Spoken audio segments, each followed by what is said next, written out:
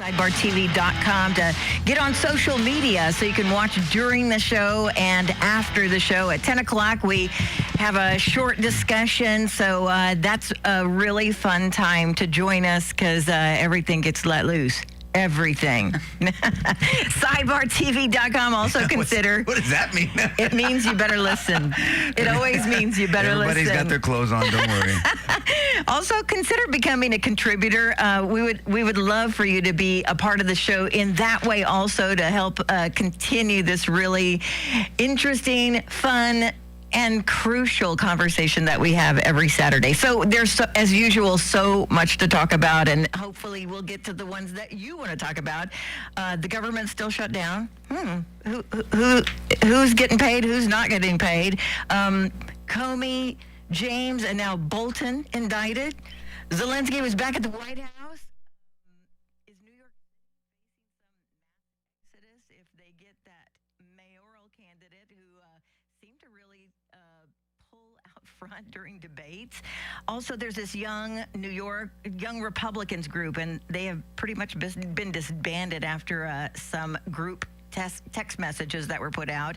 And then there is a major redistricting case that's returning to the U.S. Supreme Court, and that could determine the fate of the Federal Voting Rights Act. If you can understand what I'm saying, because I'm messing up today, you will always hear former Bexar County DA. From last night. I know. Former Bexar County DA. Are you kidding? I went to sleep at like 7. Former Bexar County DA Nico LaHood, trial manager, managing partner of LaHood Norton Law Group, and also George Araujo, scholar, former chemist, pharmaceutical researcher, and director. And yes, we do have all those topics. But of course, Nico, I have to ask you, you have been very absent, and I'm assuming it's because of that trial that you have going on. Can you give us any updates on it? Yeah, we're still in the middle of it. We're finished with it. We started 2 weeks ago. We picked a jury on Thursday, opening statements last Friday. Yeah. 2 Fridays ago, and then we've been in trial all week. A lot of issues, collateral issues. The reason why I can talk about it is because the jury's been sat, they're sworn in, and they've been instructed not to look at social media. Yeah. So we can talk about stuff like this. The thing that's frustrating to me is, number one, it's very very personal to me and frustrating to see what that office has turned into, the DA's office. There's still good people that work there, but a hell of a lot of good people have left. And that's because of the lack of leadership of the current DA. And he's horrible, he's weak, all the things that you can say. And I'm not just saying that to be mean, I'm just objectively, and I can back it up. But two, is the theory of this case is absurd. The theory that the government is going with, and law enforcement is losing their mind, because this would just be an all-out attack on law enforcement, free reign on law enforcement, is that the deceased, and it's a shame that she passed away, but that the deceased had a legal right to defend her property with force, including deadly force. And if the officers would have been killed when she swung at them with the hammer multiple times, that she would have been justified. That's insane. That's insane. No one's ever heard of a theory like that. If an officer, and I'm not saying these officers, but if an officer oversteps their bounds and goes into a structure or searches your home or your car without authority, there's something called a motion to suppress. You go to a court, and then you get it suppressed, and whatever they got and found during that overstepping, it gets kicked out. And you can go to internal affairs, you can get them in trouble, they can be suspended, they can be fired. There's a civil side to this as well. So there's remedies. The remedy is not to take the law into your own hands and then use force against an officer. If someone gets accused of resisting arrest, it is specifically in the statute that you cannot use force against the officer if you think they're arresting you for an illegal reason, meaning an inappropriate reason, not illegal, meaning breaking the law, meaning inappropriate reason. You can't take we don't want people being their own judge and jury and taking matters into their own hands. But the government is saying that she could have actually used deadly force, swinging a hammer at these people. She committed criminal mischief felony, she committed burglary of a building felony. They're going in to get her, rightfully so. They don't need a warrant. That is an absurd, they don't need a warrant. And then she swings at them with a hammer multiple times. And on the fifth or sixth time, they had to defend themselves because there was officers in danger.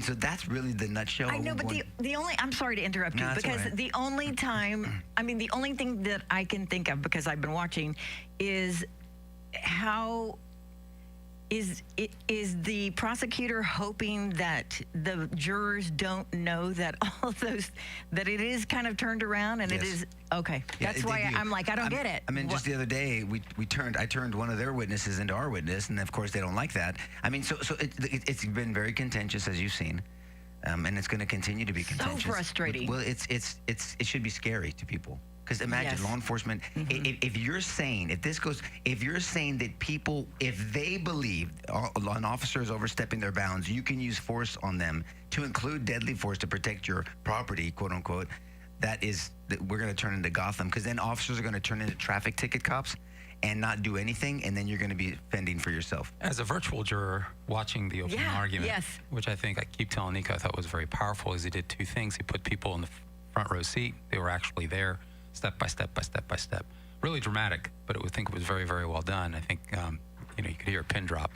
That was the first thing. The second thing you pointed out was the inconsistency with which the DA's office seems to be using the law. Yeah. I thought that was very powerful. In other words, if she had been successful, Yes. the very same people that are sitting here going after these officers would have prosecuted her for capital murder. Capital murder, yeah. And so how do we get to have it both ways? And the reality is you don't get to have it both ways. But they're hoping to confuse the jury, just to Okay, talk about. that's what it feels to talk like. about you needed a search warrant. First of all, they didn't need a search warrant. They were very deliberate. The officers were not acting rogue.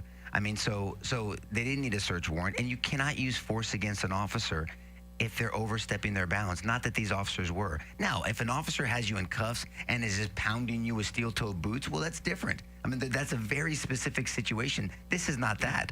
I mean, so it's just it's disappointing to see that office. For me, it's just very enraging in the sense of, righteous anger, in the sense of that they're trying to separate these men from their children and have children ultimately, and have these kids grow up without daddies. And I just think, and I'm passionate about that. I love the law, Karen, as you know. I love the law. I know. love the idea of the law. I love Lady Justice. I think she's gorgeous. Lady Justice, it means something to me. I don't give a crap about political affiliations. I care about the law, and I care about everything that Lady Justice represents. The blindfold. She doesn't look at your political affiliation. She doesn't look at your religion, nothing. She gets the law and the facts and merges them together. She has a sword in her hand. And the reason why is because the law should be harsh at times. We have the death penalty. We have life imprisonment. It should be harsh at times.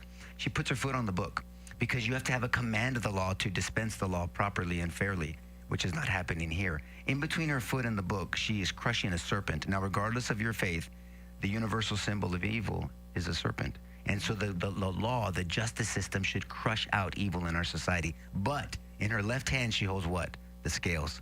She has to balance it all out. She has to make sure that she understands restorative justice, but also retribution in justice, in the justice system as law also. And she can't worry about what's going on out there and all the political narratives and all the pressures from the media. She has to dispense justice evenly and fairly, and that's why she has to balance it all out. That means something to me.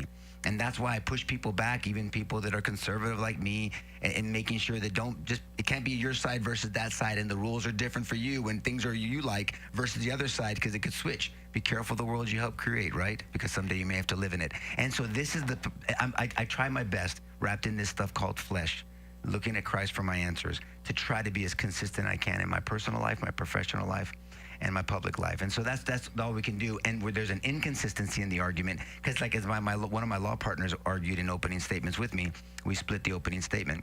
Jason, he said, in every other courtroom in Bexar County, they're arguing the opposite. They would be defending the officers, and if the deceased would have actually accomplished her goal and hit one of the officers, it would have been aggravated assault against a public servant or capital murder.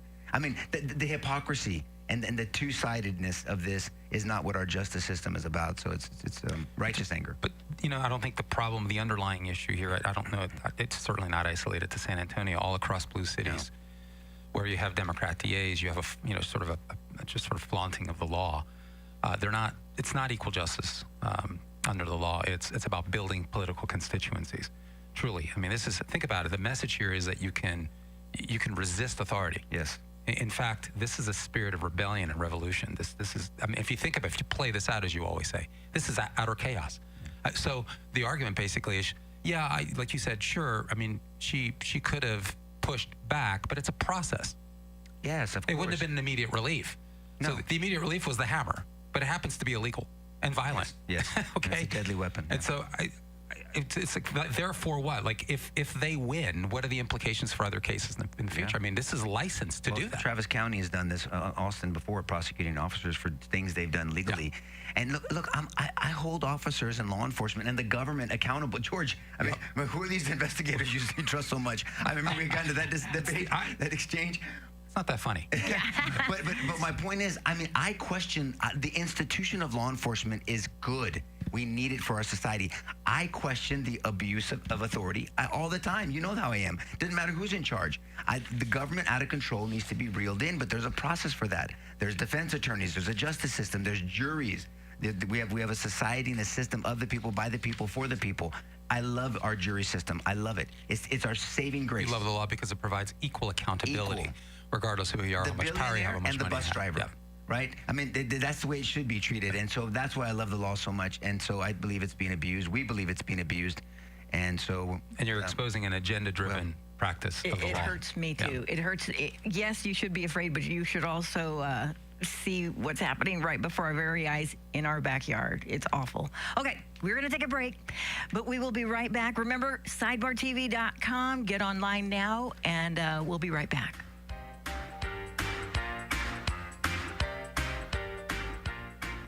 With reputations as respected high-level prosecutors in Bexar County, the attorneys of LaHood Norton Law Group bring invaluable practical knowledge from the other side of the aisle, using over 70 years of combined experience to strategically advocate clients' rights and pursue the best possible outcome. I'm Nico LaHood with LaHood Norton Law Group. Have you been arrested or accused of a crime? The LaHood Norton Law Group has the knowledge to defend you regardless of how small or large your case. In Bexar County, anywhere in the state, or even nationwide, we have the knowledge to defend you in federal or state court, no matter how small or large your case. We are trial lawyers with proven success. Using their 70 years of combined experience to strategically advocate for their clients' rights and pursue the best possible outcome. The LaHood Norton Law Group. For a free consultation, call today, 210-797-7700. 210-797-7700. LaHoodNorton.com. This is Nico LaHood. If you or a loved one has been arrested or accused of a crime, we can help. LaHoodNorton.com.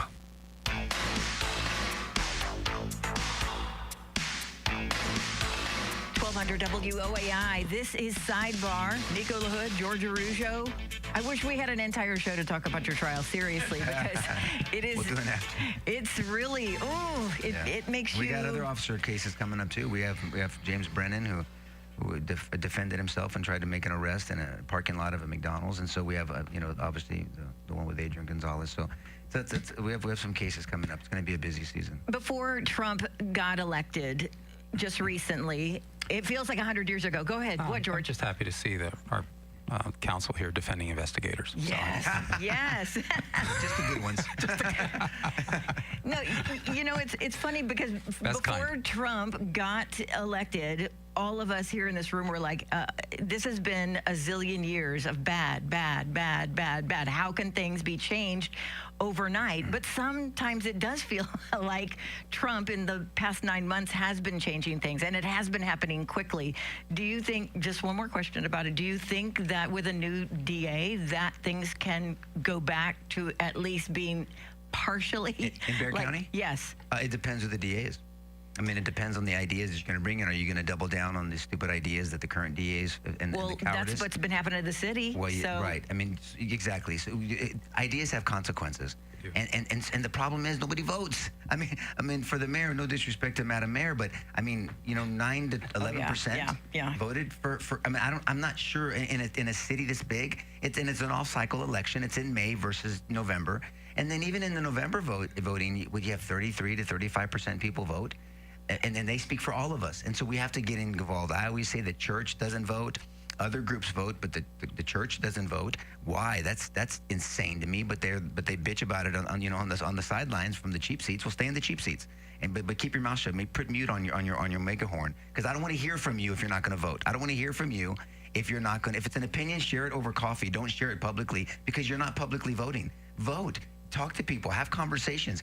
Talk to people that you disagree with. Share your ideas. Welcome different ideas, and then let's engage in the arena of thought. right? Free speech, free thought, and then let's debate professionally, passionately is fine, not disrespectfully, definitely not physically, and let's just try to persuade each other, and let's not hate each other if we're going to debate. Let's not hate each other to discuss. Let's talk. But the problem is this tribalistic mindset is evil to me, because it's like my side no matter what, your side's wrong no matter what. If we can gather around ideas, forget about labeling the ideas just for a second. If we can gather around ideas, I think we get the best, progress forward. But I don't know that we don't want to do that anymore, because as soon as you have the wrong color on, we're gang members here, right? As soon as you have the wrong color, you have the wrong symbol, you have the wrong whatever, well then I don't even want to listen to you. I mute you. And matter of fact, I don't just mute you, but I dislike you because I think you're an evil, bad person. And I don't see where that's going to take us. It occurs to me it makes all the difference in the world who's in office. The character of people matters. In fact, the founders ultimately stressed that the character of people ultimately matters than the number of laws you have on the books. It seems to me when the Union started, Nico, the average Constitution was only about 5 pages long, and because it came down to the character of whoever held office. And over time, that began to change. It became hundreds of pages long, because if you don't have character in an office holder, all the laws in the world aren't going to be enough. That's right. So it matters. You got to have good laws, but It's almost as if you're saying a guy wearing a dress heading to military affected the entire military. Now that can't be. Well, I get what you're saying, George. Are you talking about Levine with the dude? Yeah. Oh boy, that's another show. But just what you're saying, it starts at the top, and then everybody in the office is affected. Well, I just thinking about what William Penn said, Pennsylvania, in his argument with John Locke. He said, good laws may lack good men, but good men will never lack good laws nor allow bad ones. Say that again. That was good. Penn said that? Penn said to John Locke, because John Locke said, if we just have good laws, we'll be in good shape. We'll be able to restrain lawlessness if we have more good laws. And William Penn, are you kidding me? You're going back to the 1700s here. Yeah. And William Penn said, no, I mean, good laws may lack good men, but good men will never lack good laws, nor allow bad ones. Amen. You got to have good men to have good laws, because even if you have all the good laws in the world, you get bad men in there, and they'll just change them. So it's ultimately about character. So if the character of the office changes, who knows what's downstream from that? What I tell people is character influences culture, and culture influences the community. I mean, so just that's the succession: character, culture, community. It's a trickle down effect, but it's true. I mean, I don't know where we're gonna start, because everything that we're talking about today really could really just blend into what we're talking about. When it comes to the Supreme Court, that's one thing where some believe that politics has definitely had its hand in there. But what is it that we can expect then next week when they're talking about, voting laws? I mean, well, I think it was because you guys texted me that, because I've been out of it. Obviously, this week I've been in trial bell to bell, but you guys texted me the topics, and the Young Republican text thing talks about character. Let's just talk. Yes. I think we should jump into that first, because that from what Nico, I thought about you though when I read this. Why? Because I'm not young, but when J.D. Vance said, "Are we gonna just throw kids' lives away because something that they did when they were young?" Yeah, that's important. Yeah, because you're referencing me being arrested for selling drugs when I was an idiot. Yes, absolutely. Look, I believe in redemption. I'm a Christ follower. The biblical, the Christian worldview believes in redemption. David was a murderer. I mean, Moses murdered before. I mean, Paul was a murderer. He wrote most of the New Testament. There's redemption. I've seen it in the system. That you can reconcile yourself to a community if you humble yourself and repent. These are ideas that happen. So yes, I agree. And now the character. I didn't see it. I wasn't going to look through 2,900 pages of text messages. I look for motives behind people's sayings. I mean, was it joking? Was it bantering? Was it off-color stuff? Probably all of the above. Probably all the above. Was some of it probably true? Maybe. I don't know what the point is. I mean, to impugn a whole party, the Republican Party, from what I've read, and tell me if I'm wrong, George, because I know you're probably on this, it seems like this was a kind of a whataboutism or a both sides issue, meaning that, well, see, we're trying to cover for that dude in the Virginia AG said these bad things a long time ago as a candidate, and as a public servant, versus some 21-year-old dumbass that said something that I'm not justifying. I didn't read all the texts, and some of them, I mean, they're just bad texts. I get it. The context matter. These are not, just to be clear, the National Federation of, the Young Republican National Federation, it's the other way around, 15,000 members strong. Just as it sounds, they try to gain political support for Republican initiatives. So you got to. These are private messages. The language is crude. There are anti-Semitic tropes. These are anti-Semitic jokes. There's racial component to these jokes. There's no question about it. This is not the kind of thing you'd say in polite company. Now, as I'm reading these, I'm thinking to myself, man, somebody better not looking at my own text messages for 15. I'm just being honest here. No kidding. Of course, all of us. Are you kidding me? No kidding. Better not look at my text message 15, 20 years ago. Depending on my mood, depending on the context. I mean, anybody listening around, I don't care if you're Democrat or Republican, are you kidding me? This is locker room talk, probably at its worst. But it is locker room talk. It is in a locker room. This is not the kind of thing you'd announce at an HEB.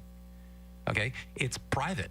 And anybody listening here, you are at the height of hypocrisy. You say, oh my gosh, I can't believe you would never what? So that's the context there. And there's no question about it. Some of this stuff's vile. And so here's the difference. Private, joking. I'm not endorsing, I'm just saying what it is. It's private, it's joking, and it was immediately repudiated. And the people who did it were demanded to step down. I'm just categorically, Nico, category one. This now is being compared to what's going on with Jay Jones and that exchange. Totally different. Those were issues about policy by an elected official to another elected official. These were conversations within the context of policy with which he disagreed. And in the process of disagreeing, and this started as a phone call, and then it was a disputed argument, and then it went into a series of text messages, and it got into qualified immunity policy, where he actually thought that cops should die so that they could learn a lesson, and in the process, less people would die, blaming cops basically. And then, of course, he had those fantasies about wiping out his political opponent. I think it was Speaker of the House Todd Gilbert, and their kids. And right, he should got 2 bullets to the head. He opted for shooting him versus Hitler in his description, as if to say he's worse than Hitler. And he fantasized about his kids being murdered, called him fascists. Okay, the contexts are entirely different. One's an elected official; he actually has political power. The other one's a private discussion, not endorsing the content. Just saying, this is why Vance stepped into it and said, if you'll excuse me, I'm not going to join the bandwagon of pearl clutchers here. Let's keep our eye on what's actually going on and what's actually dangerous to this republic. So just to kind of break that out, that's why I think, for this show, it said, is that a nothing burger? Well, it's not nothing, but politically? The only reason I'm where I'm at now, and I do my best. I don't think there's anything that I've said privately that I could give a crap if people heard publicly. I mean, if I'm dropping F-bombs privately, obviously I'm not going to say on the radio, Kurt would bleep me out. And if I'm talking at a church behind a pulpit, I'm not using the F-bomb unless it's forgive. But you're gonna get the same, Nico. Now that's 53 years of making stupid decisions like these idiots. I mean, there was a saying that a buddy of mine, he was in the Air Force, his captain had over his office, when you walked into his office, over his desk, it says, good decisions come from experience, and experience comes from bad decisions. I mean, this is life. I'm not justifying it. I didn't even read all the things they said. I mean, I support bad jokes. I support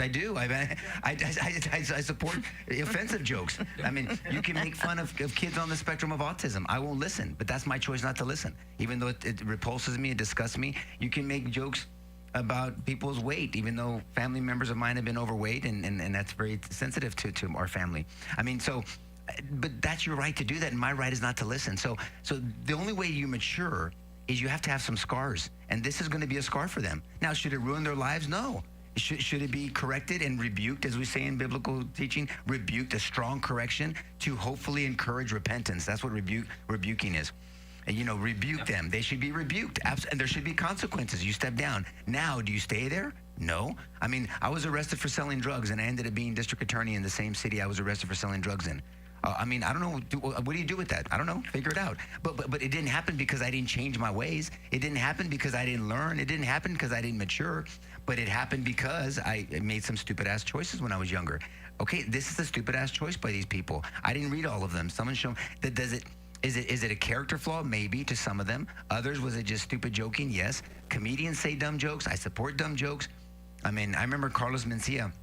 I liked George Lopez when he first started. I mean, I couldn't stop laughing because he was talking about my Mexican grandmother half the time. So I mean, but I mean, I've watched him here locally. I just loved him, before he got political. But Carlos Mencia, I heard him. He was coming up at the same time. Remember, Saulo?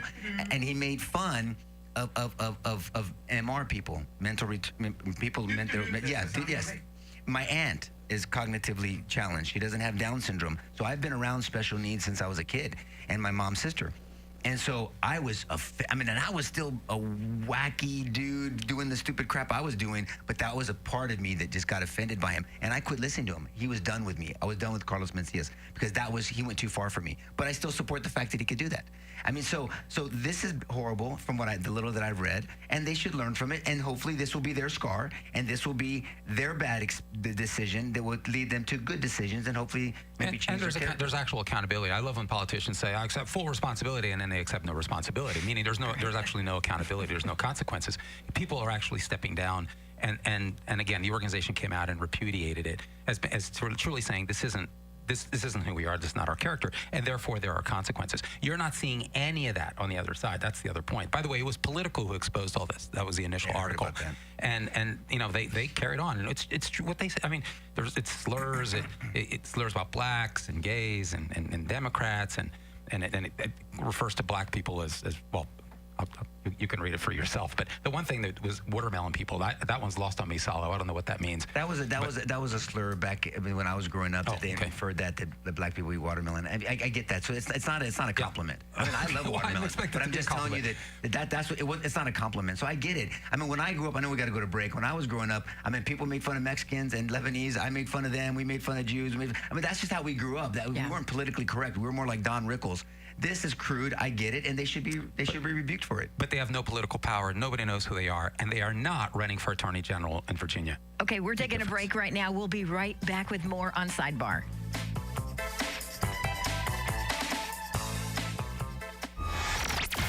San Antonio's news, weather, traffic, plus breaking news 24/7.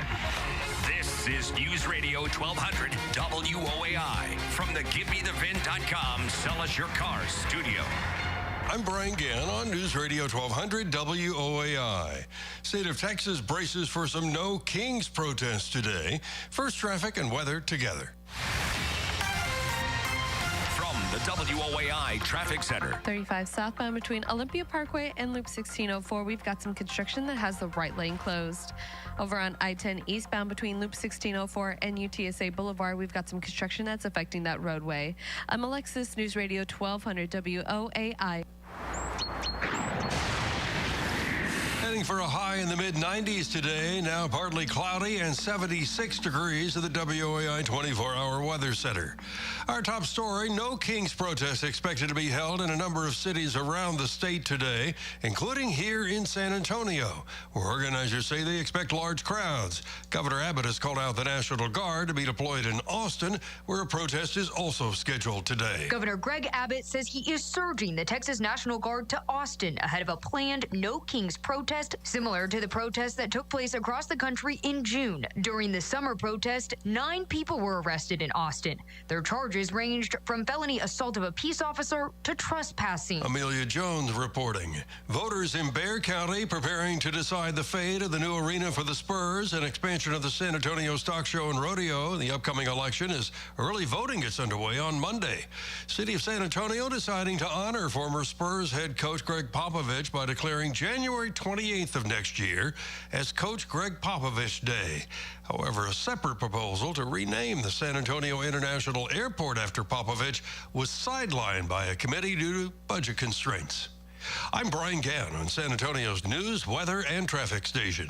News Radio 1200 WOAI. This report is sponsored by Aleve. Life doesn't wait, and neither should you. Aleve can help you deal with pain less throughout your day. With just one pill, Aleve lasts up to 12 hours. Don't let those aches and pains hold you back from doing what's important to you. Use as directed.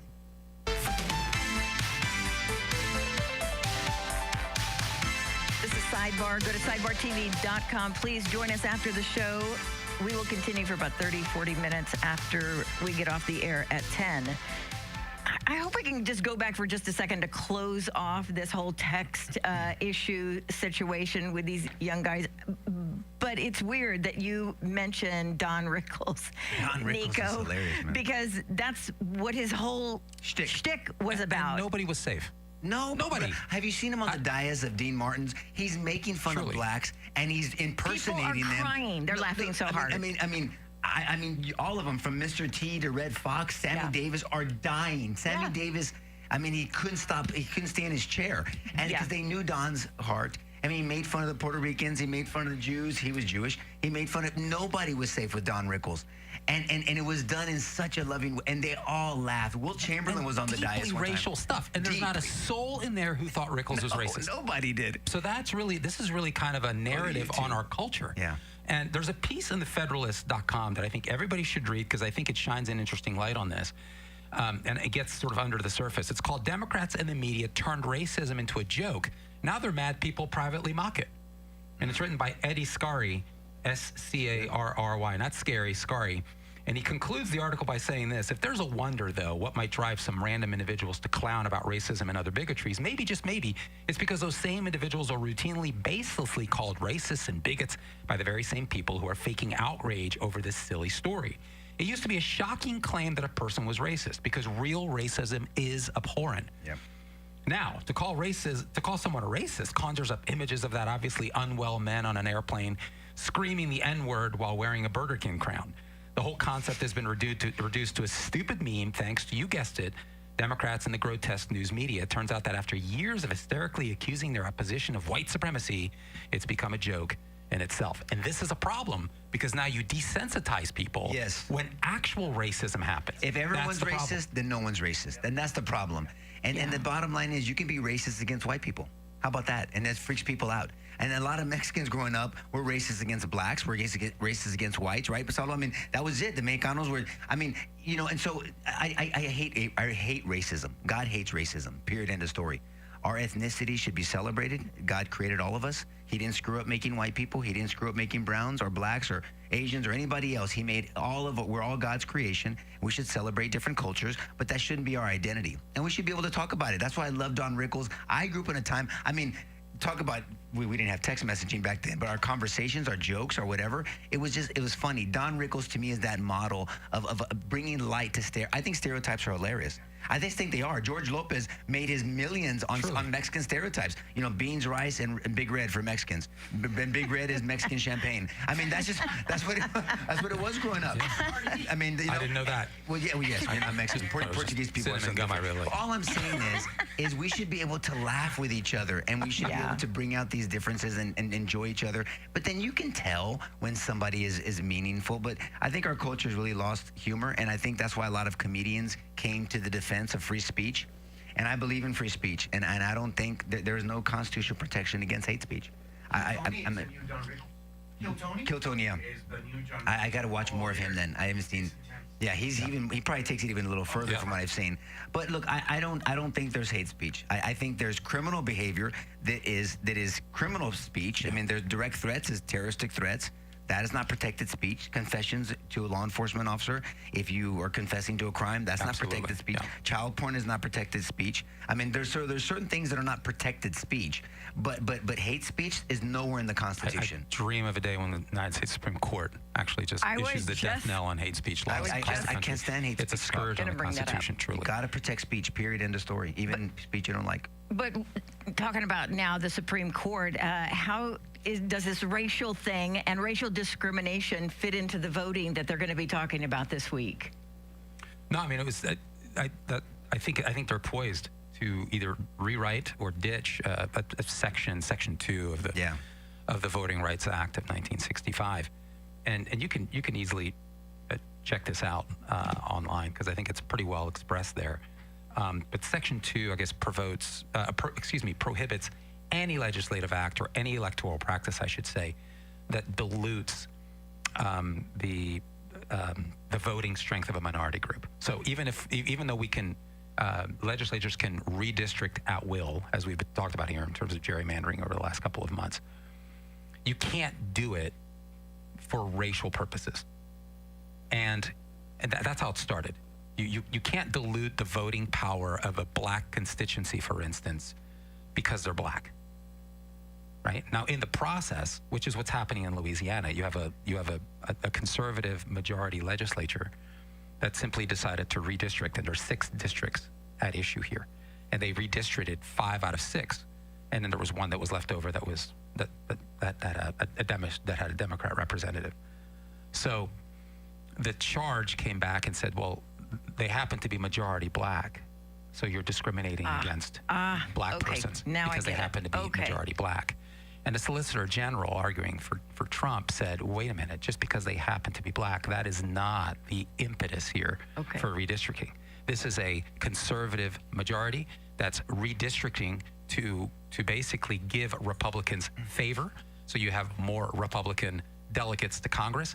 Everybody does this. You can hate it, you can love it, but that's the way everybody does it. Nobody's been better at this than Democrat legislatures. That's what's happening here in Louisiana.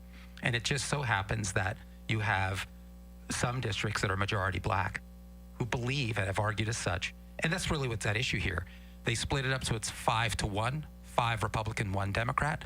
The NAACP is representing a group that has sued, that has said, we want another district because, and what they said is about 33% of the population of Louisiana is black. And so in order to have that show up in the number of districts, we need one more district. So instead of having a 5-1, we want a 4-2. That's what the battle is here. They want another district because they happen to be majority black. And the Solicitor General is coming back and saying, what does that matter exactly? That the intent here, the objective here, has really nothing to do with the fact that these individuals are majority black. It has to do with how they vote. So this is about how you vote on a partisan basis.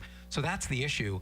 And the court appeared to be very concerned about this precedent, because this actually has been precedent, that even if you are not intending to have a discriminatory effect on a racial basis, if you do in the process, in the past, it's been tossed. You can't redistrict on that basis. So the 1965 law just basically said you can't dilute the voting power of individuals on the basis of race. But in 1982, Congress stepped in statutorily and said, yeah, even if you have a discriminatory result and you didn't intend to. And so the court is really concerned that race has played such a big part here. And so they're actually, I think, from the questioning, poised to pull it back. And so this could have a huge effect. And yes, a net positive for Republicans. I mean, it could totally undo the congressional makeup. I wish this is one of those shows that I wish we had Patrick here. I mean, because he's our constitutional expert. So I was trying to play catch up on this deal, and you great overview on what the Louisiana case is talking about. So there's precedent, from my understanding. And again, Patrick's our expert on this. You can't dilute districts. I mean, you can't decrease voting power for a certain minority group, but you can't silo them either, right? So there's diluting and there's siloing, bringing them together to emphasize or put all of minorities in one area as well. I mean, we've had previously, and we've had this kind of one person, one vote policy, which is by population. I mean, so if you have Bexar County or San Antonio that has whatever, just say 1 million people, and then you have Mudwater, Texas, which has 100 people, you don't both get one representative. Correct. Correct. 1 million people versus 100 people. I mean, come on. So it needs to be one person, one vote. You get a proportionate amount of representatives. And so it looks like I think George is right from what I could look at this. And I talked to Patrick briefly about it, but he had so much to say, and I was like, oh crap, I don't have time. But that it looks like the court may say we're not going to mandate that you have to have minority majority districts, right? Ultimately, and who knows what they're going to do. I didn't listen to any of the arguments. Obviously, I was making my own arguments this whole week, but let's see what they do. I mean, I was troubled by Janelle Nelson's. She is arguing against Louisiana. I was troubled by. Who does she represent? NAACP. Okay.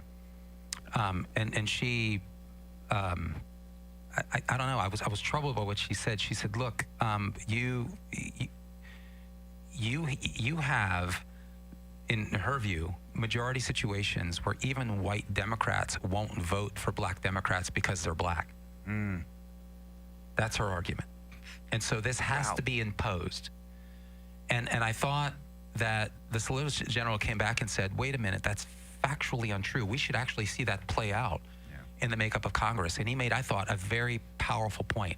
He says, if that's the case, that's not historically happening. We have about 60 members in Congress that are black, and they come from, and only 15 of them come from majority black districts, which means people are making overwhelmingly color-blind decisions. Yeah. These are policy-based decisions. So that blew her argument out of the water, that you have to impose this. And the court seemed troubled that you have to impose this kind of discriminatory lens on how we view redistricting. If, in fact, you have a majority area that happens to be black. And it's, by the way, the reason this works out on almost a one-for-one, it's tough, Nico, because obviously the vast majority of black persons vote Democrat. If they didn't, it would be a very different argument, but they do. And so I think it's just an artifact of the redistricting. That's all that's happening here. And that's what the Solicitor General is saying. Look, we got to be able to redistrict based on partisan prerogatives because elections have consequences. Now, if in the process you have majority people who are black, that's an artifact of the process. It's not because people are gunning after them because they're black. You know, because then what happens if you make that argument if you're white? This whole thing falls apart, and the court again seemed troubled. And I think they're poised to rewrite Section 2. I think it'll have a tremendous impact. Really, I don't know. Anyway, we're running out of time here. We've got to go to the next segment. We are. But we could talk about this for another hour. We are, but we are going to go to a break right now. And I guess I'm going to spin the wheel of topics. So when we come back, you better be here because this is Sidebar, and you got to get on sidebartv.com, contribute, and stick with us. We'll be right back. With reputations as respected high-level prosecutors in Bexar County, the attorneys of LaHood Norton Law Group bring invaluable practical knowledge from the other side of the aisle, using over 70 years of combined experience to strategically advocate clients' rights and pursue the best possible outcome. I'm Nico LaHood with LaHood Norton Law Group. Have you been arrested or accused of a crime? The LaHood Norton Law Group has the knowledge to defend you regardless of how small or large your case. In Bexar County, anywhere in the state, or even nationwide, we have the knowledge to defend you in federal or state court, no matter how small or large your case. We are trial lawyers with proven success. Using their 70 years of combined experience to strategically advocate for their clients' rights and pursue the best possible outcome. The LaHood Norton Law Group. For a free consultation, call today, 210-797-7700. 210-797-7700. LaHoodNorton.com. This is Nico LaHood. If you or a loved one has been arrested or accused of a crime, we can help. LaHoodNorton.com. 1200 WOAI. This is Sidebar. Remember to go to sidebartv.com. And you can contribute to the show. It's just on that first page. It's very easy to do that. And also you can join us on the after show in just a few minutes. So the only topic left here that we haven't discussed is the government shutdown. That is still going on, right? I keep on hearing, I see the headlines that say, people aren't going to get their food stamps, people are going to die, da-da-da. What is happening? I mean, this is a game on the headlines, but in real life, I mean, the military's getting paid. Is that correct?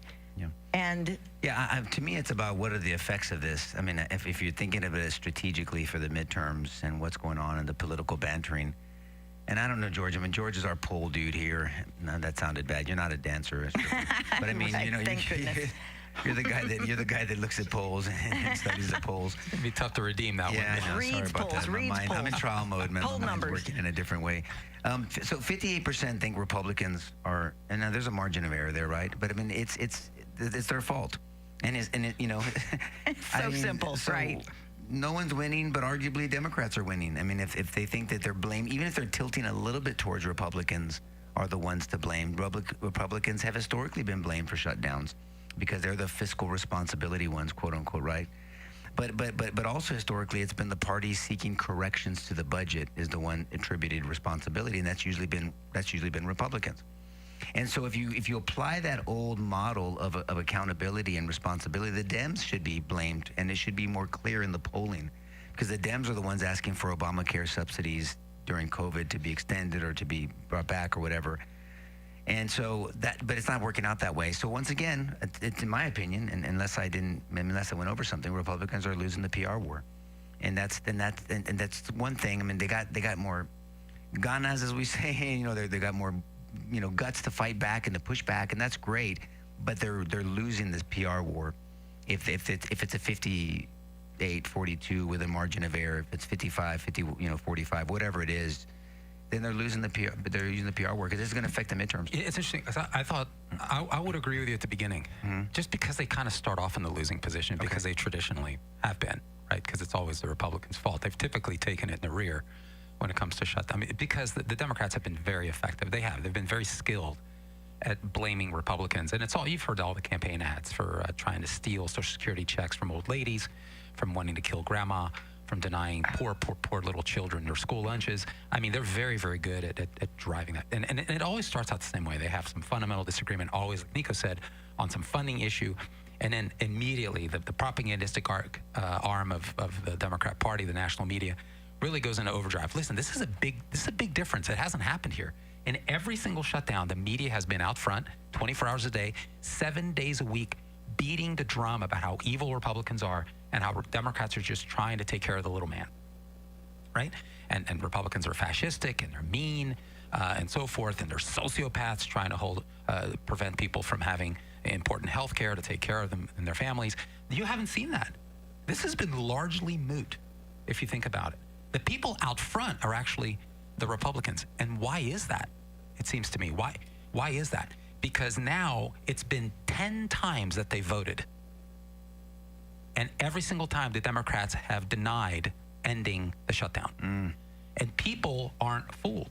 People are aware of what's going on. Well, but they are and fooled the if issues. they're losing the poll. Well, so it started out with an 11-point difference at the YouGov Economist poll, and that shrunk by half. Okay. And so the Republicans are incrementally making grounds. They're turning the tide here on this issue.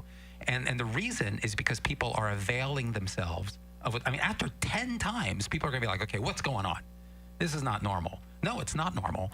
And so people are realizing that the issue here is, and they're connecting the dots, Karen, Nico. What they're saying is, what exactly is the issue? The issue is that the Democrats want to reinstate inside the One Big Beautiful Act. It revoked about $1.5 trillion in health care subsidies for people who shouldn't be getting them, to the tune of millions. That's a great way to put it. That's important. The tune of millions of immigrants. Now, notice Chuck Schumer's out there saying it's against federal law for there to be federal subsidies for health care for illegal aliens, or for, as he says it, undocumented immigrants. But the issue here is there's a lot of people who are not undocumented but are illegal. And so the one big overstay. What do you mean? Remember the parolee class status? So there's refugees and there's asylees, and they're all under this sort of parolee bucket. And parole immigration law basically says, as a parolee, the law treats you as if you're still at the border seeking to gain admission. You're not legal. But under the Biden administration, according to the Center for Immigration Studies, more than 3 million people were sort of ollie in free en masse under this parolee status, which allowed them to tap in to federal benefits to the tune of over $1 trillion. Those are dollars that are allocated by law to Americans. So they played a fast and loose one here, that even though they have these documents, they're illegal, but they can still tap into Medicaid, which, as you know, is basically a federal subsidy for people of low income, and to the Affordable Care Act, which is also Obamacare, which provides insurance for low-income people through state exchanges. Remember that. So they're tapping into these benefits, even though they're illegal, but they don't call them illegal because they have documents. So the point is, Schumer's trying to, and Hakeem Jeffries are trying to say they're going after even legal immigrants, but Republicans are saying, no, the One Big Beautiful Act closed the loop on those individuals who are actually illegal but have a meaningless piece of paper, turning them into parolees. And so that's the issue. And the Republicans have been they've been going on network media. You've seen Johnson, J.D. Vance is out front on this issue. And so I think that they're closing that gap.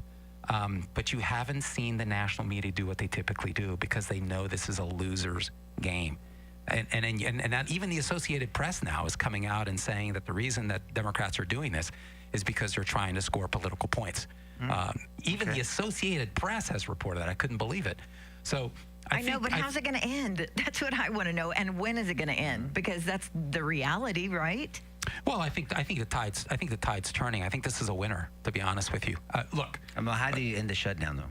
The reality is that we've learned what we've always knew, and you've said this a million times.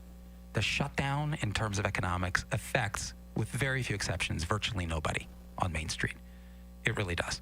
And so the average American wouldn't know if there was a shutdown going on right now if it bit them in a rear end. And the only reason they know is because there's fodder. There's fodder coming from Capitol Hill. And it's coming from Republicans, really. And after 10 votes, it's the Democrats who have declined to end the shutdown.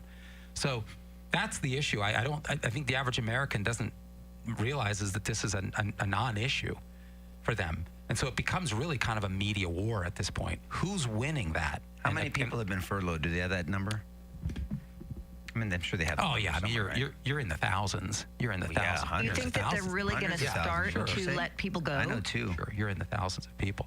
At least. And now the military thing. I thought for Trump pushing for military persons to be paid, and that was at issue here in this last 10th turndown.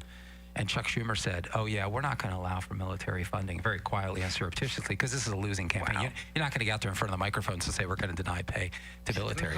But he said, "Yeah, we turned it down." But isn't TSA affected by this also? Someone made a comment that it's going to affect travel. TSA, no? Or yes? Is that true? I think I didn't check. Well, I mean, that's a security issue. And they would probably be considered essential, right? Right. So we'll see. It's only the non-essential. Yeah. So I think that Schumer's you're seeing a tide turn. If I'm correct, to save his ass, because he agreed to for another continuing resolution before, and then he got a bunch of heat from the Democrat, from his own party, and then that's when all this discussion of AOC running, and then so now Schumer's just trying to be a survivalist, and he's trying to play to his party, which makes him look weaker than he already looked. And so, right? I mean, am I wrong by that, George? It seems like this is like a political move for Schumer. I mean, so much so that the reports are that he's contemplating retiring at this point. I mean, I'm not really sure this man sees a path. McConnell needs to retire. Do you see that dude fall down? I mean, he's going to hurt himself. But even before falling, I mean, he just stares off into the air. I mean, he has no business being it. Like Feinstein at the end. I mean, why do these people hold on until you have to peel their, rigor mortis bodies out of their chairs? I mean, just enjoy work, serve, and then go retire and be. Let's keep going on that, family, because you remember he voted for the continuing resolution before, and he caught all kinds of hell. Chuck Schumer. Yeah. Okay, so now he's doing an about face, and what I'm saying is we're actually getting enlightenment from typically left of center media sources. Here's the Associated Press quote: Senate Democrats have voted down a Republican bill to keep funding the government, putting in on a near certain path to a shutdown after midnight Wednesday for the first time in nearly 7 years. That's the original vote. Fast forward to now. While partisan stalemates over government spending are a frequent occurrence in Washington, the current impasse comes as Democrats see a rare opportunity to use their leverage to achieve political goals, as their base voters are spoiling for a fight with Trump. Republicans who hold a 53-47 majority in the Senate needed at least 8 votes from Democrats after Republican Senator Rand Paul of Kentucky opposed the bill. So what's the driver here? The base is itching for a fight with Trump. Chuck Schumer didn't deliver that the first time around. He laid down for them, and he caught all kinds of hell. Well, he's not going to do that now. No, yeah. So come what may, that's the driver here. The driver is we're going to fight Trump, throw the base a bone, and we're going to protect our political constituency, which is illegal aliens that we have on the payroll vis-a-vis healthcare subsidies to the tune of trillions of dollars. If it wasn't for illegal aliens, this is a fact, the Democrat Party would disappear into political irrelevancy. That's what's at issue here. Why do you say that? Why? I mean, how do you substantiate? Okay. I'm curious. We've seen in terms of redistricting in blue state after blue state after blue state, redistricting around minorities and around aliens. The idea that illegal aliens haven't voted in elections, that's been blown out of the water multiple times.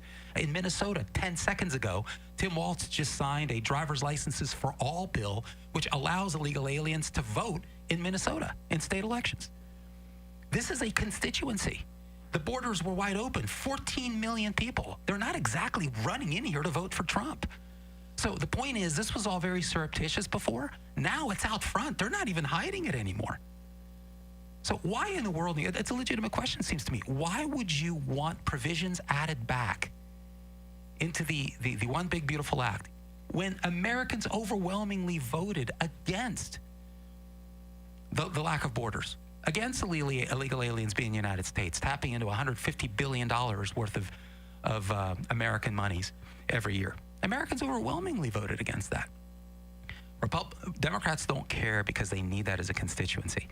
Somebody please answer me if you're listening in. What overwhelmingly favorable policy have the Democrats put forward that Americans would absolutely love to embrace? Please name just one that people are going to flock to the ballot box to support. If you're drawing a blank, it's because there isn't one. Their number one policy is we hate Trump and we can't win on the policy, so we got to have a cast of voters that are dependent on the government teat. That's what's going on here.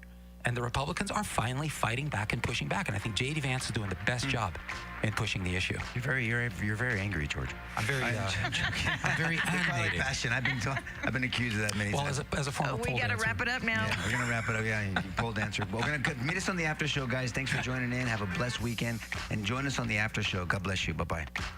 The preceding show was paid for by the LaHood.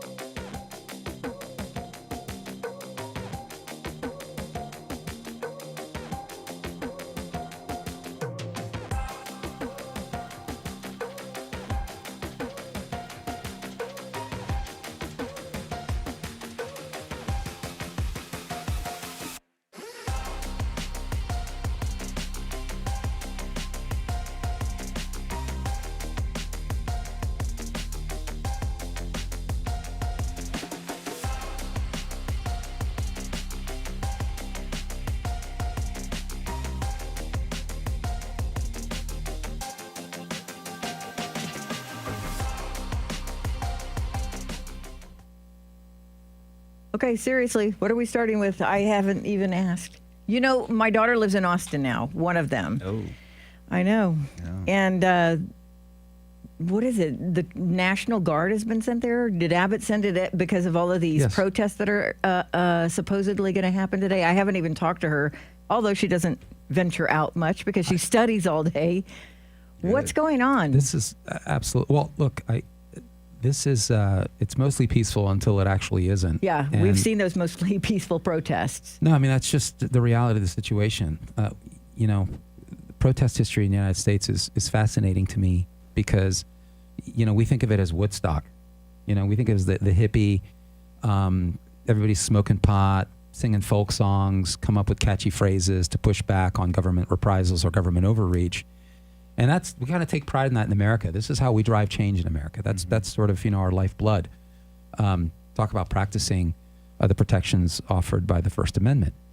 The government can't issue reprisals against legitimate grievances, and we can protest as such. The problem is that historically, in the United States, left-wing protests have always been followed. I shouldn't say always, virtually always been followed by violence, by arson, by the destruction of public property, by harm to life and limb. The most recent example, of course, the 2020 riots that what do they call it? The Summer of Love. Oh, yeah. And so that left billions in damage. You had dozens of people who were killed Yes, dozens of people who were killed. We had hundreds of others who were injured, and it lasted for months. And these weren't conservatives out in the street, Nico. You know, these weren't young Republicans out in the street. These weren't the so-called, a band of white supremacists. And we saw not one. Seriously, I can't actually think of one repudiation from Capitol Hill on this. And so what I think we need to be very astute on what's going on here. This Note King, the first time was in June. Do you remember that? And this is important. Nothing came of it. This was a supposed pushback on Trump's authoritarianism. Trump doesn't want people coming across the border because borders matter. That's authoritarian. Trump doesn't want, the mutilation of minors through trans policy. That's authoritarian. Yeah. Trump doesn't want that, right?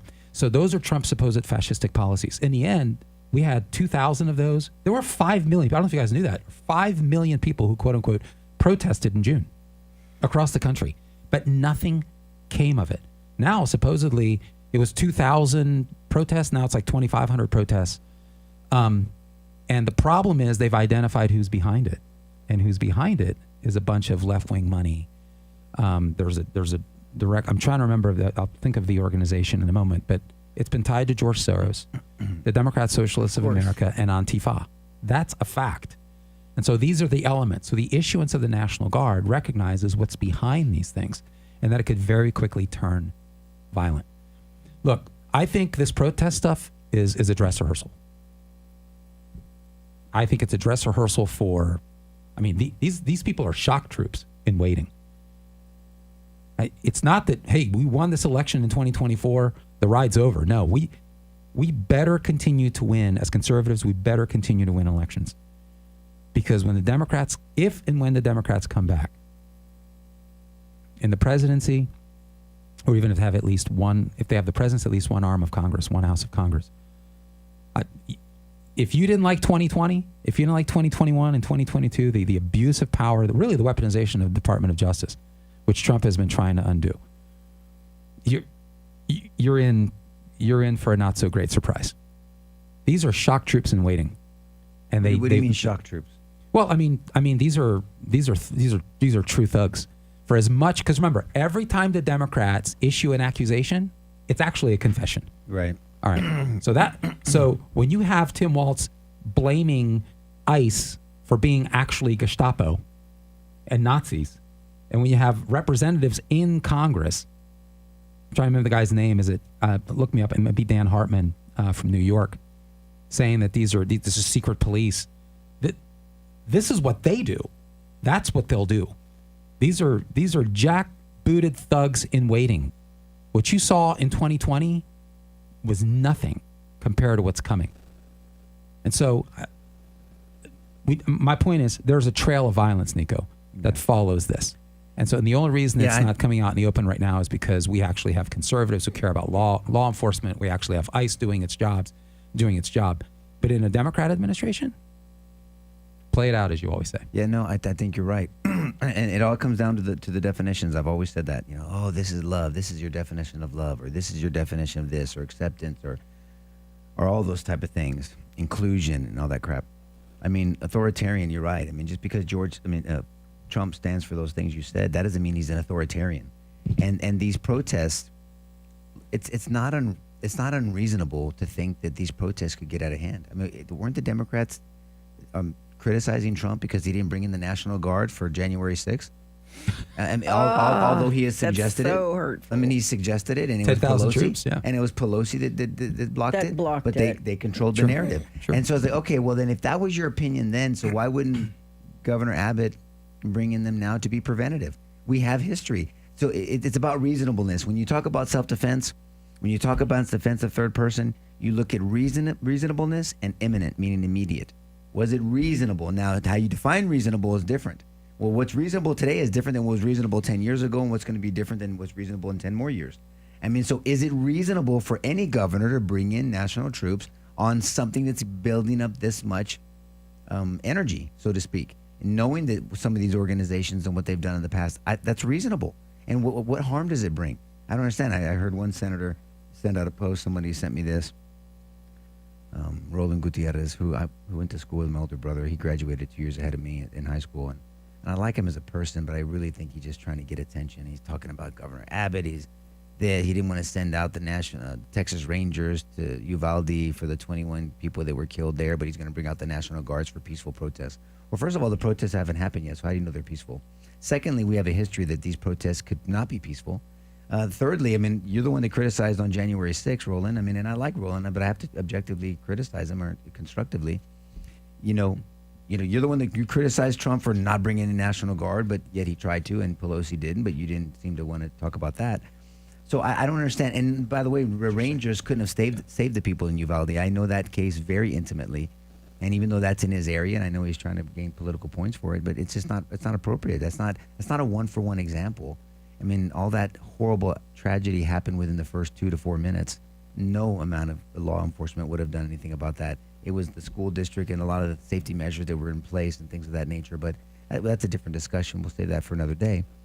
I'm just saying, I don't understand what is wrong with Governor Abbott wanting to be proactive and not wanting to save lives or damage to businesses or that community. Why wouldn't you want the National Guard there, knowing how much tension there is politically these days? I don't know if there's an objective reason why you wouldn't support Governor Abbott doing this. I just don't, unless it's just political and tribalism once again. And as you were talking, I'm thinking, there's alignment, man. There's alignment between the individuals who are behind because these are well organized events. You don't pull off a 5 million person in June, 2,000 marches. You got some really nice signs that are made. I mean, grandma's not doing that in her basement. I mean, somebody's making those signs. Well organized, well funded, and as I said, there's a straight line between George Soros organizations, Democrats, Socialists of America, and Antifa. Yeah. So you have every reason to be concerned. Chuck Schumer was on MSNBC this week, and he was with a straight face arguing and very upset about the Department of Justice going after Letitia James for her mortgage fraud or alleged mortgage fraud. Complaining about weaponization with a straight face. Like where's he been for the last 10 years since Trump showed up on the political scene, while his party is decidedly going after Trump? And as he's talking about this, he says that he issues a call to forcefully rise up against Trump's tyranny. Now, what does he think in this climate that's going to be interpreted to be? He said that recently? Yes, it was this past week. Wow. To forcefully rise up. Chuck, you're the Senate minority leader. You're not just nobody. Wow. That's very responsible in today's climate.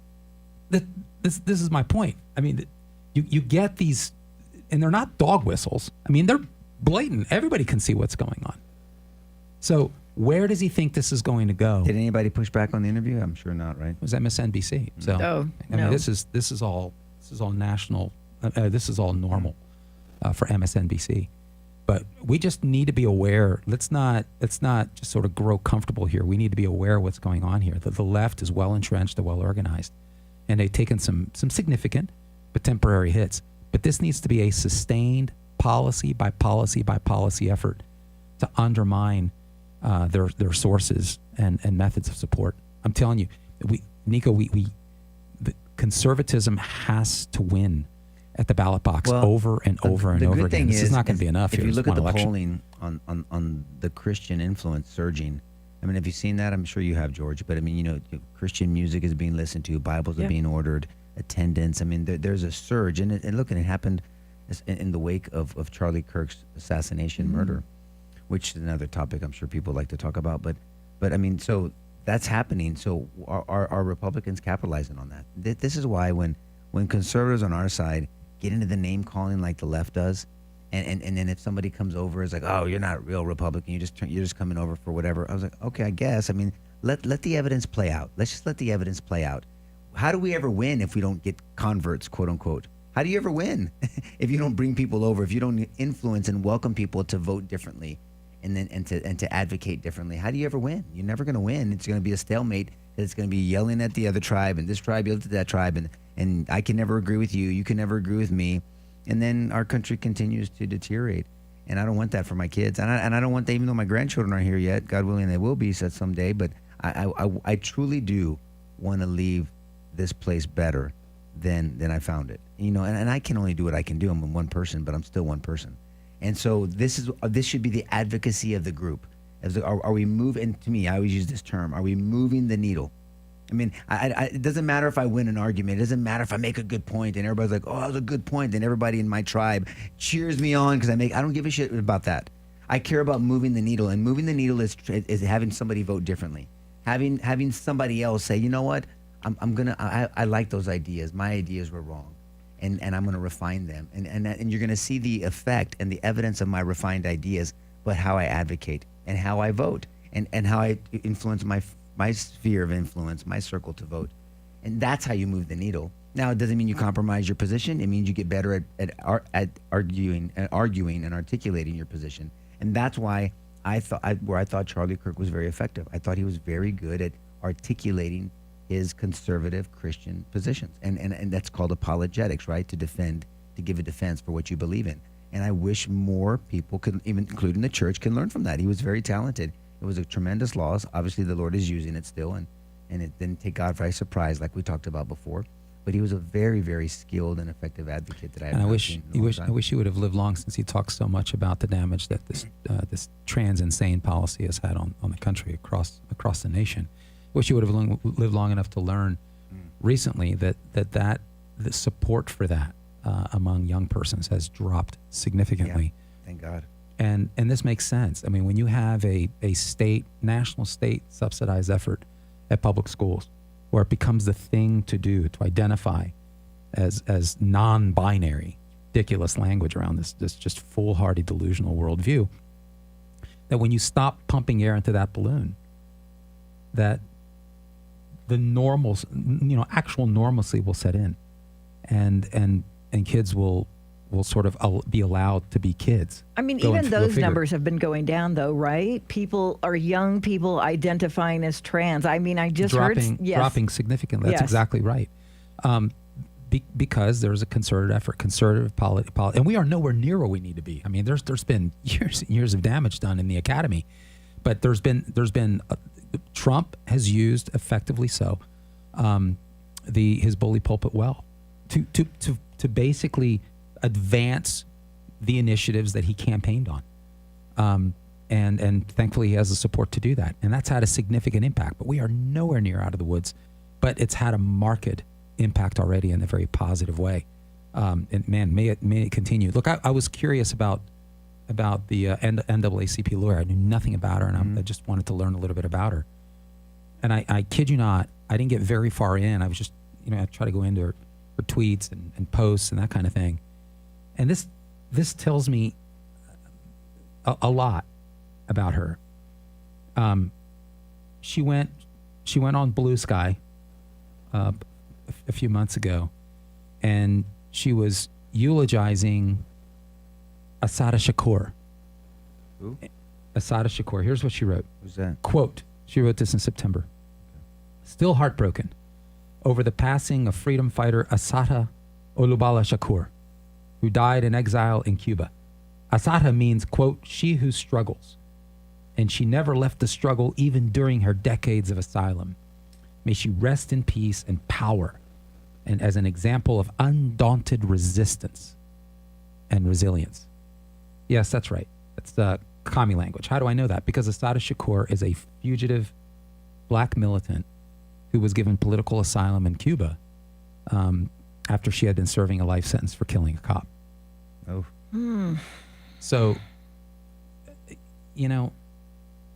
this is about worldview. Again, it matters the people that you have in positions of influence. The law matters. If you have lawyers of character arguing the law, presiding as jurists, that matters. It makes a huge difference. Are you kidding me? I learned with Nico that the enormous power, I always took it for granted, the enormous power of influence that a district attorney has. I can't believe how much discretion a district attorney has. Frankly, it's wonderful and it's scary as hell.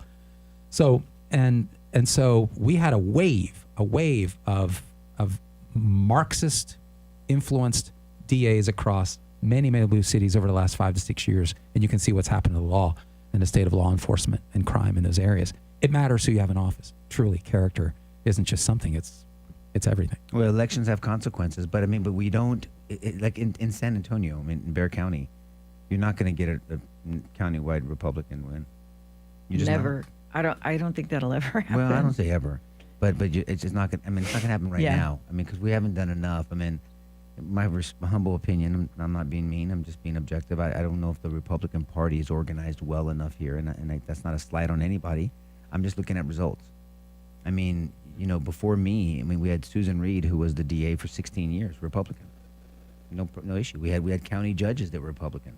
We had Republican judges. Yep. Sid Harrell was a district court judge. He had to win re-election for 26 years or whatever it was. We had a bunch of Republicans. And remember, judges can't campaign on issues. It was just people voted Republican. Yep. And he was a great judge. He swore me in, so I'm biased. And that's a great story with Judge Harrell. So Sid's a good friend, but he's a great jurist. So he was the judge that presided over my case when I was arrested for selling drugs. Wow. He approved the deferred adjudication. He overlooked my community supervision, and he was also the judge that swore me in as DA. That is crazy. It's That a cool is story. crazy. Yeah, it's a cool story. That's amazing. Yeah, so he presided over my criminal case, and he swore me in as district attorney. Yeah, it gave me Judge Harrell. goosebumps. when Yeah. I just got goosebumps But myself. so that's Cool just story. a side note. But all I'm saying is that was a long time ago now, and now it's just everyone talks about in political circles that it's about the primary. It's about the Democrat primary because the Republicans haven't. Either you haven't educated enough, either not enough people are voting, and there's a lot of Republican, conservative, independent votes out there. And for two reasons. Number one, there's no way I could have. I wouldn't have beat Susan Reed in a primary. Young guy with tattoos, arrested for selling drugs. No way, this dude is like a chicken. What do they call me? A fox in the hen house. They would say about me. But also, back then, the Democrat Party, for me, you could be a blue dog, which I was absolutely a blue dog, the conservative. But they were for the underdog. That was the kind of the talk, the David and Goliath, the restorative, kind of like the redemption story. The Republicans speak like that now. That's kind of the roles have reversed. The Democrats are for free speech and free thought, and all that stuff, and this kind of comeback kid story. And they used to win on the issues. Yeah. I always thought that there was just a level of craziness in American Democrat politics, but it wasn't unhinged. Got to be a little crazy to be in politics, it seems to me, right, Nico? Yeah, you can't be normal. As in a lot. Yeah. So I guess, but that's laudable. The JFKs, again, my favorite delegate, besides Barbara Jordan, who I think is a huge loss in Texas. We ought to talk about Barbara Jordan here at some point. You look at Democrat politicians, and it's a very different Democrat politician today, and so they don't win on policy anymore. They don't bring anything to the table. It's all marginalization. It's all division.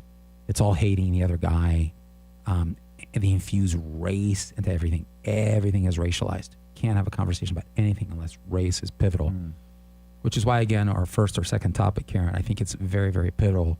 The Democrat rights groups that are behind that lawsuit that ultimately percolated all of this up to the Supreme Court, Nico, they did an analysis. And it was a no shit moment. And I was trying to find a kind of an unbiased rendition of it, or at least from their favor, and I went to Politico. Politico said this. He says, while a ruling in time for next year's I don't know about that, but they're saying a ruling in time for next year's midterms is unlikely. The organizations behind the report, this is the Black Voters Matter Fund, and they're really watching the outcome of this case at SCOTUS closely. Taken together, the groups identified 27 total seats that Republicans could redistrict in their favor ahead of the midterms, 19 of which stem from Section 2 being overturned. And they went on to say, doing so would clear the path for a one-party system where power serves the powerful and silences the people. Black Voters Matter Fund co-founder Latosha Brown said in a statement. So think about how demeaning this is to black persons. So unless it's always about your race, you will lose. That's how demeaning this is. So we need to get outside. Everything's about race. We need to get outside those type of talks and those Exactly identifiers. right. We have to. I mean, look, Karen just sent me a message, a comment from Alamo Talk 2.0. He said, Nico, I remember helping you get elected when you were a Democrat. I passed out about 100 postcards for you on campus at UTSA. And man, brother, thank you. I mean, I appreciate that.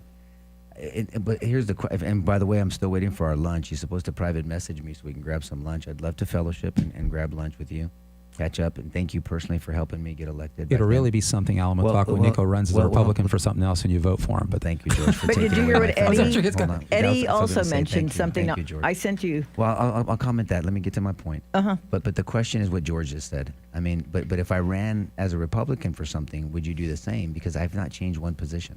Now, whether that position came to the forefront because it just hadn't come up yet, there's not literally. I'm even more passionate about positions but I've not changed one position. I might have refined something or educated myself in an area, but there's not one kind of foundational political position that I've changed. So the question would be, okay, would you support me as a Republican? Alamo Talk, I mean, I guess what Eddie said as a Republican and also campaigned and voted for him. Oh, interesting. So here's Eddie Matos saying that he was a Republican back then, but he voted for me. Right. Okay, so what was the unifying issue then? From what it seemed like, I hope the unifying issue between Alamo Talk 2.0 and Eddie Matos was the ideas that I was espousing. There was a set of ideas that were running the DA's office at the time, and there was a set of ideas that were being advocated to hopefully serve the community, and they both didn't gather around the label. I mean, if Eddie was a Republican back then and Alamo Talk was a Democrat, they didn't rally around the label. They rallied around the idea that the person was advocating. And yet, had you run as a Republican, you might not have won. I mean, I don't know. Yeah, I was not in the primary back then. Now I wouldn't be afraid of anybody in a Republican primary. Honestly. Well, how have you changed? I mean, personally? What do you mean? How have you changed since then? I mean, I've matured. I hope I've matured. My temperament, my presentation, what I've learned, my experiences. There's been a maturation process. There's no way I'm the same, but I've not changed my position. Not in on substance. issues. Priorities are the same. My Christian, my faith is even more. I'm even more passionate about it, and I hope I become even more passionate as the next 10 years go by. But all I'm saying is you're not going to see I remember I was on a podcast when I left office, and this one guy was asking me a question. He goes, "Man, when did you change?" I go, "Brother, I've never changed my positions. I mean, you obviously didn't either look deep enough, or you were just happy that I had the label. But I have not changed any of my positions. Go back and listen to any one of my interviews. You didn't ask me the question. That's on you, not me. I was still open about my faith. I was talking I went to a Tea Party meeting. I was DA. I was Democrat, quote unquote. I ran under that platform. And the Tea Party asked me to go out to one of their meetings. And I said, of course I will. And I remember one of my political advisors said, why are you going to go to the Tea Party meeting? Because they're a citizen of Bexar County. What are you talking about? I was like, well, yeah, but they're not friendlies. I go, I don't care. What am I going to do? If they're not friendly, then be ready for a fight because I'm not a punching bag and I'm not a piñata. But number two, I mean, they're my constituents. I mean, if there's a case that comes and they're a complainant in a case, I'm going to seek justice for them. If they're prosecuted, I'm going to be fair and just to them. It doesn't matter. I believed in the blindfold. And so I went. And I remember it, and I got a standing ovation. And everyone was like, man, why are you a Democrat? I was like, I don't know. I don't know. I don't know why I'm anything. I mean, that's not my label. It's just what a platform I ran under. What I am is a person that you're asking questions to and the ideas that I believe in. And I got a lot of support from then. And that's why back then I wouldn't have been afraid of a general election. It was the primaries where in the Democrat primaries what the problem was. But we got to get away from all that. I do. There's an argument that shouldn't even be primaries, but I understand that, but there has to be some process set in place. All I'm saying is, are we really hearing from the people when the people are not engaged?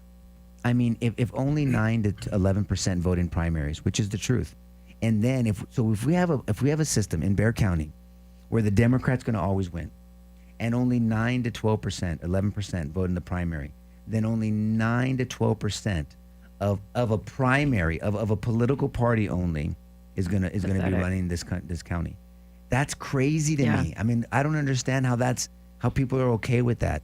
So we have the primary systems, fine, but then get into the general. There's got to be a situation where Republicans, independents have a shot at this thing. You have to, and you got to get past all that. And I challenge people to really engage in thought, engage in discussion, talk to people, do it right, and challenge ideas. Push back, absolutely, challenge ideas, but then also be open to saying, hey, I don't have to have 100% agreement. And look, Republicans do the same thing.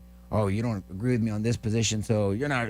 Man, Go piss on yourself. I mean, who do you agree with 100% of the time? Rather Me than or only Jesus? Rather than shut down debates with labels, fascist, Rhino, Hitler, everybody's Hitler, and that's the point. You never get to the argument. You never get to the point because you're just drowned out by noise.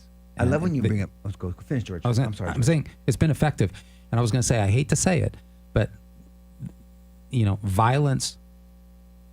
How do I say this so it doesn't sound like an endorsement? The reality is that political violence has worked. It changes cultures. It changes the country. You were going to say something, Karen. I didn't want to interrupt you, but I just wanted to say I'm concerned about it because the reality is you can repudiate it. We should repudiate it.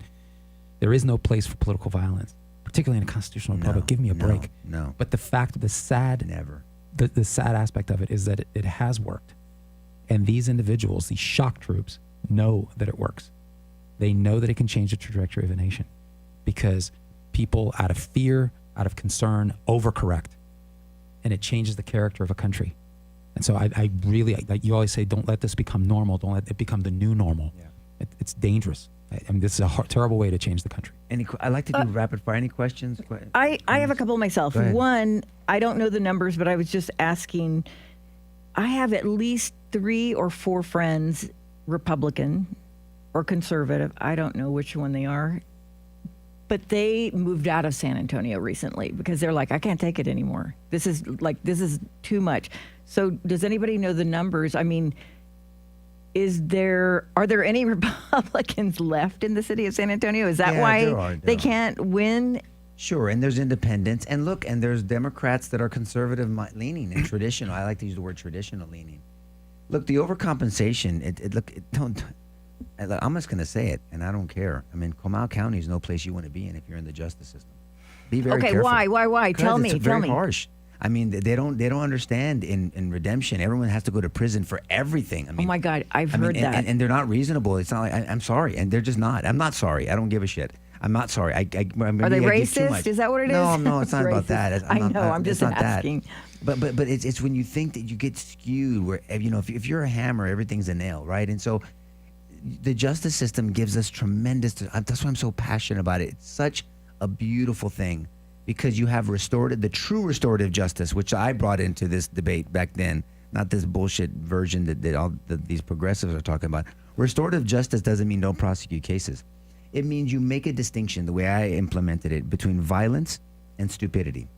If the community's pissed off at somebody, then we can restore them back to being a productive member of society. Can you just define that a little bit? Because, like, no cash bail, do you think that's a legitimate aspect of restorative justice? You have to tell me what that means. You have to tell me what that means because there's PR bonds, and there's bonds. So you set a bond. Someone has to put up the amount. So if your bond is $20,000, either you can pledge $20,000 in the county registry, and then you're acting as your own bondsman, and then you'll get every penny back when it's over. Whether you go to prison, whether it's an acquittal, whether it's probation, whether it's a dismissal, you get your $20,000 back because you acted as your own bondsman. If you don't show up to court, well, then they're gonna do a nice eye lawsuit and try to get. But that's a legitimate application of no cash. That's a cash bond or PR but you put bond? up $20,000. I don't know what you mean by no cash. That's what I'm saying. Everybody criminal justice reform. What do you mean by that? I mean, it's about the definitions for me. So when you say no cash, but what do you mean by that? So that I put up $20,000. I was acted as my own bondsman. This same scenario. I don't have $20,000 to put up. So then you go to Mr. or Mrs. Bondsman and say, I don't have $20,000. That's what I was talking about. I mean, somebody who doesn't have their own cash. The bondsman goes, I'll put up the $20,000 for you. But if I'm going to put up the $20,000, I'm charging you 10%. Got it. I'm risking my money. So give me $2,000. I put up. You better report every week. I want to make sure you stay in contact with us, or I'm going to do an off bond, and then there's going to be a warrant for your arrest. Or they could also lien an asset. Who? The bondsman can also. Well, they have a lot of capacity. It's called capacity. So, but they're pledging the money for you. They're pledging the money. But if you don't have any money, then at you all, go to a bondsman. Right. Yeah. But if you don't, so I'm going to charge 10%. That's right, but not on the front end. If you don't have any money, you charge on the front end, or you don't get out, or you stay in jail. No, or you qualify for a PR bond, a personal recognizance bond. And that's when I was a magistrate judge, part-time magistrate, you looked at things like low-level theft, low-level drug charges, non-violent crimes where you check and you say, look at their criminal history. We had a little chart that we looked at, and you'd say, how many contacts do we have? Do we have their family member? Who's their backup? And so the county is your bondsman. And then you have a pretrial services. You have to report. You maybe do UAs, urinalysis test. There'll be some conditions on your bond. That's a PR bond, a personal recognizance bond. So when people say no cash bonds, I don't know what they mean. Just letting someone out just because? We don't have that in Bexar County. So I don't know what that means. Well, the reason it's become a political issue is because it's been attached to repeat violent offenders. Well, that goes into the magistrate's consideration. Yeah. If you say, okay, someone has 5 different violent allegations, convictions, whatever, dismissals, you can still look at it if it hasn't been expunged. And there's another one. Okay, hold on. I'm going to do GPS. I'm going to do no harmful or injurious contact. I'm going to do no contact conditions. You don't just leave people in jail unless it's capital murder, unless it's some type of aggravated assault against a public servant, unless it's an aggravated sexual assault against a child. There's a lot of different people get out on bonds because you're presumed innocent. I mean, just because you have a horrible allegation doesn't mean you're guilty of it. And just because you've been guilty of 10 other allegations doesn't mean you're guilty of the 11th. I mean, so that's constitutional stuff, right? That's due process, fundamental fair play, and the presumption of innocence that we claim that we like. So all I'm saying is it's not an easy answer. There's a lot to consider here. Yeah. And that's when people throw these terms around and all these allegations, I just want to push back and say, what are you talking about, first of all? Here's how it really works. Yep. And are you okay if it applies to you or your loved one? And usually people get comfortable about the third one. Yeah, every meaningful conversation starts with defining terms the way you they have should to, be. Daddy. You have to. Will they take a colored TV that I have as in place of the bond? Yeah. Any questions? Very good. Comments? Go ahead No. and wrap up. No. Are you sure? Yes, a lot of people are talking about this, but it is a totally different subject, and it would take so much time. But everybody's wondering how to vote, yes or no, for the Spurs. Depends if you want to expand right. radio or whatever. I haven't looked into it because I I don't know, live in the city. but that's a topic that a lot of people are interested What in. I want to do, Salo, is we can do it. I'll talk to Davi and our crew because Davi's been doing our social media stuff. Her and her team. She started a new business. Is that who's doing it? It is fantastic. She's doing it. Salo, oh my gosh, fantastic. Salo advised them early on, and they've just taken and run from it. You know, Anna, Stephanie, and Davi, they started this new group and this fantastic. New company. And these are mamas, and they just wanted to do something, and we were their first client. Oh my God, they're doing a fantastic job. They've done wonderful job for us, and they have some other clients now, and they do a wonderful job. And Salo gave them the ultimate compliment, which was great. But what I'm saying is we're getting a lot of private messages on self-defense, defense of third person because of this case. And Jason and I, one of my law partners, have done a podcast years ago. I think you might have helped us, Salo. Years ago, we did it. And people have a lot of questions about Texas Penal Code 9.31, 9.32, 9.33. That's amazing. 9.41, defense of property, what you can do, daytime, nighttime. And so I'm happy to, after this trial is over, maybe we can do a podcast where we just talk about self-defense, use of force, use of deadly force, defense of third person, defense of property. It's important stuff. People are worried about it. They're scared about it, and they need to know about it. So, yeah, we can, if you guys are interested, make comments, message us, and then we'll happy to do one when this trial's over. Yeah. Anything else? We're good? Salo, you're good? Everybody's good? All right, guys, thanks for joining in. We really appreciate it. Alamo Talk, thanks for helping me get elected. I'm waiting for our lunch. I love I'm waiting that. for our lunch. And God bless you guys. Enjoy this. Share this with someone you think may benefit from it. Have a blessed weekend. Bye-bye.